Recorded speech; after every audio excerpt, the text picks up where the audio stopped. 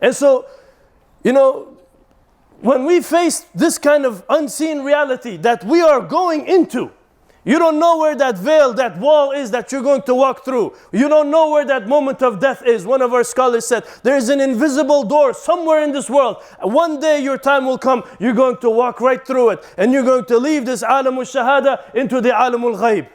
And it's coming.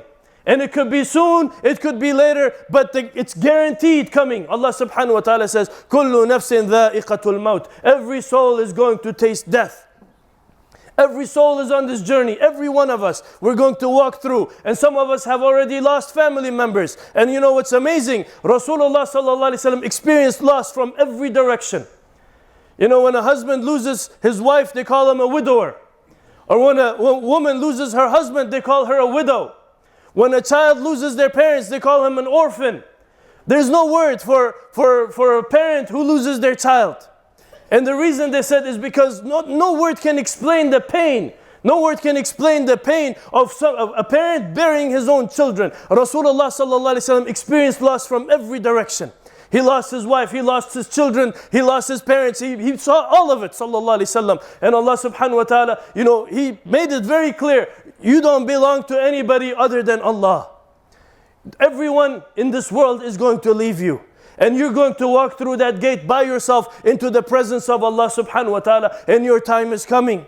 Your time is coming. And so shed this dunya from yourself. If you have the opportunity to give your zakat, give your zakat. You have the opportunity to spend your money for the causes that are very important causes. Spend your money for what's happening in Gaza, people being starved to death. Give something of yourself to help those people that are in need. All of it is going to be proof for you that you are amongst those who believe in the ghaib.